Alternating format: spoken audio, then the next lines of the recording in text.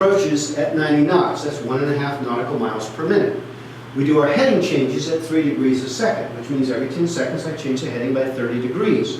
It's very important in the instrument world that I can anticipate how much time something's going to take me. Well, in the glider world, the interchanging values are distance, time, and altitude. I need to be able to say, for this altitude, I have this much time. Or for this altitude, I will be able to go this distance. Or for this distance, I need this much altitude or time. Okay?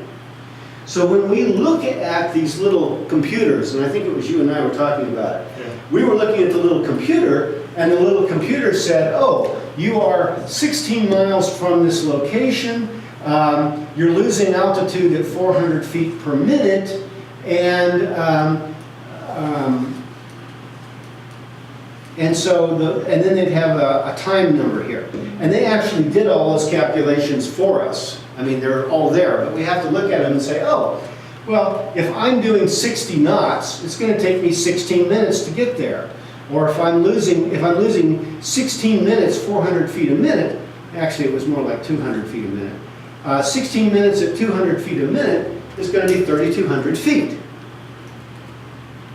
So what is the cost to that location? It's 3,200 feet. If I continue at this current pace and I don't have any lift or sink, right? So this is something we need to think about. When I started flying the Pegasus, the owner of the Pegasus had me sit down and do a lot of these conversions like this. And he said, look, what you need to do is you need to go up and be at some point and say, I want to go there. What is it going to cost me in terms of time? How long will it take me to get there? How much altitude will it take me to get there? Now, when you have your own airplane or when you fly a particular model frequently, and by the way, for the purposes of your learning, pick a model, stay with it. Don't jump between the Junior and the 102. Don't jump between the 102 and the LaBelle. I know you want to take the plane that's most available, but try to become familiar enough, because each airplane is going to have a different polar. And you can't answer the same question with the same value when you're jumping a lot between airplanes.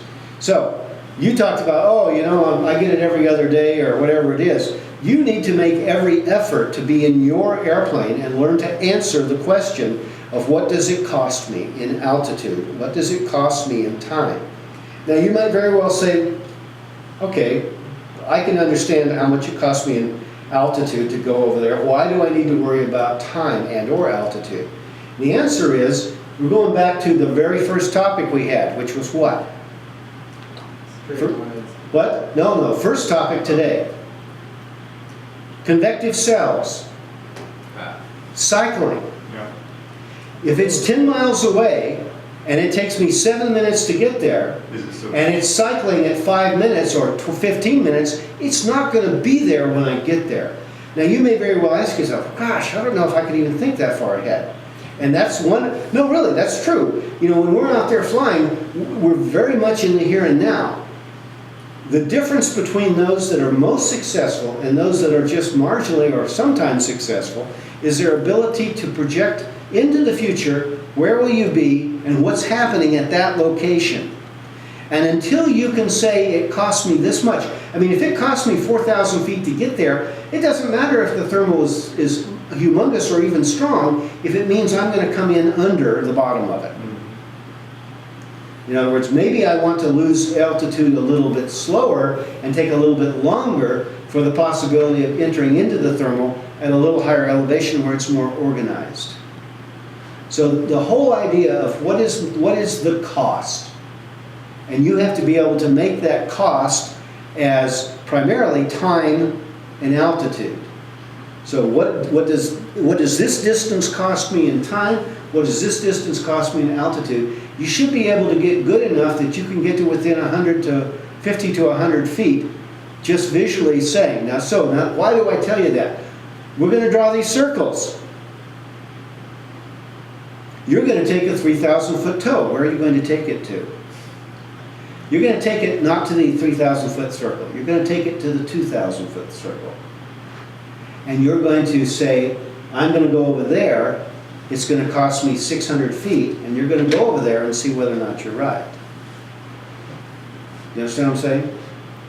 So, you're going to practice straight line. You're going to draw these circles so you know, if I'm taking a 3,000 foot tow and I stay within a 2,000 foot circle, I have 1,000 feet to do a lot of exercises before I really have to worry about anything. And if I'm crossing the circle, I get even more time.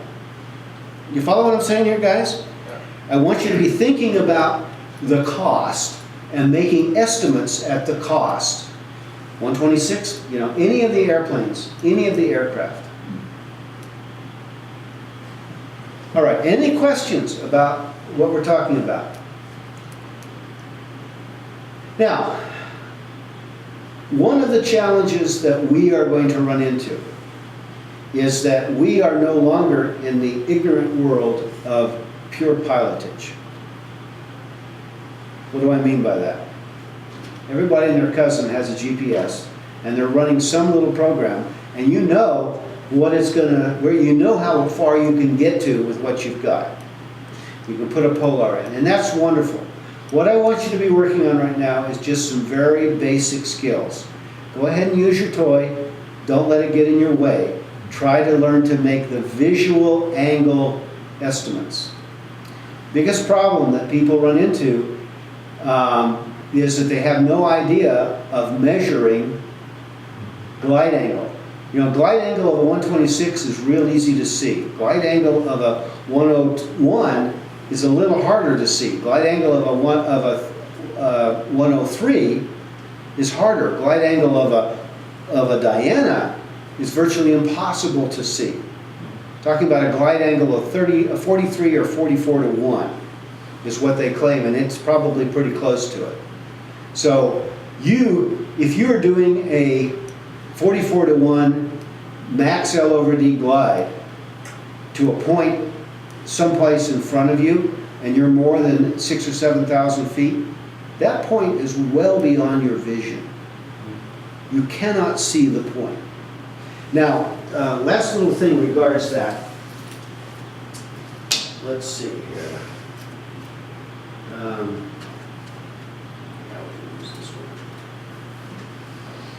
Okay, come around over here and grab me to this table, please.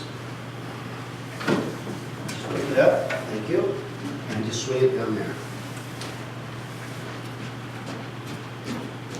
That's good right there. I use these tables all the time to teach approaches to the runway threshold. And what I normally tell people is say, look, put your nose on the edge of that table. Now what I want you to do is I want you to watch the line my nose makes in the air. You understand what I'm saying? Watch my line, watch it. And what I'm going to do is I'm going to put my nose on the edge of that table, just like this. Right, okay? Now, my nose made a pretty straight line to that, the tip of my nose made a pretty straight line to that table. How did I do that? With practice. No, it's not practice. Well, you knew what the angle was when you started and you maintained that angle. Okay, how did I maintain, what were the cues that told me I was maintaining that angle? Because we're going to reverse them and figure out whether the angle we're holding reaches a particular point. So here it is. So you're looking at something beyond it? Or? I'm looking at a point. If the point that I'm looking at simply seems to be moving towards me, that's the point I'm going to hit. But if the point I'm looking at tends to be rising in my vision, I'm not going to make the point. And if the point I'm looking at seems to be falling in my vision, I'm going to overrun it. So one of the things that we as glider pilots use, and we should be using it at all times, is can I reach that point? The point that is remaining stationary is the point where our glide slope will intercept the Earth. If we pick a point, and that point no longer seems to be stationary, starts moving down, we're going to glide beyond it. If that point we're looking at seems to move up into the horizon, up towards the horizon, then we're going to land underneath it. Now we should be using that same technique when we're doing landings at the field, right? Now, is that point moving towards me? If it's starting to drop, I'm going to pull the spoilers. If it's going too low, I'm going to close the spoilers. Right? So we use that same angular vision type construct in order to take a nice consistent line towards our landing. So now we're going to turn it the other way and we're going to say, am I going to reach that point? I will reach that point if, number one, it either falls in my view or stays at the same point and doesn't rise. That's how I know where the final glide is going to get me. Now, we're looking at a glide angle of what? Probably 4 or 5 to 1. Go get yourself a piece of graph paper and draw a 40 to 1 line. It's pretty flat. Okay? Even a 25 to 1 line looks pretty flat. And when we start trying to use this technique that we're talking about, it takes a very fine discrimination to do that. Now, what techniques can we use? We can pick a point on our windshield and put a little grease mark on it. Probably not a good idea. We can take our 2 fingers and we can put them above the windshield, or above the instrument panel. And if that point we're looking at starts to disappear under our fingers, we're going to reach it. That makes sense? So we can use these references, whatever they might be, to help us determine that that point is either falling below us, which means we'll overshoot it, or rising, which means we will undershoot it. And in the case of a glider, if we're flying at a speed greater than best L over D and we don't have a wind to contend with, we can slow down and change the angle. If we're flying at a speed less than best L over D, we can speed up a little bit and actually improve the angle. Okay? Tom is going to bring a great presentation on wind, on the effects of wind on best L over D. Remember when you and I had that long discussion about? Yeah, I'm just wondering what presentation I'm going to. I'm just joking with you. Oh, okay. Okay, would you help me please? Yeah. So the point is that all bets are off, or I shouldn't say all bets are off, but the numbers change, the pictures change when we end up with wind and sink and some of these other things. But we're looking at the best case situation. It doesn't matter whether we have a tailwind or a headwind. That point that remains stationary still is the intersection of our current glides with this Earth. And if we have a headwind and that point starts to rise, we're not going to make it. If the point starts to fall. So for example, on Saturday, when I turned around and headed back towards the field in the 126, and the field started to rise, and I'm thinking, where am I going to land? And I kind of skittled over a little bit over the top of the freeway, and it started to fall a little bit. And I just got these little beeps going along, and ended up, like I said, plenty of altitude to make a normal pattern to stop. But when I made that first turn, that stationary point was this side of the airport. So I was on a cross-country flight.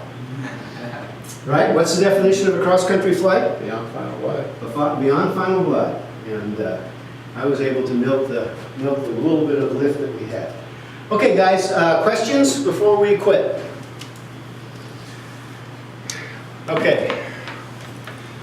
Reading next time is going to be, going to look at thermals. I'm going to try to find another presentation on thermals in mountainous areas and try to get that to you because there's some really good pictures if I can find the presentation.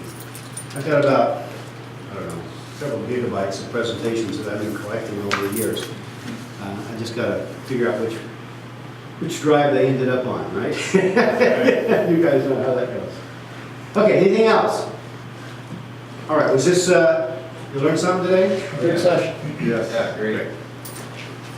All right. Well, we'll see you next week.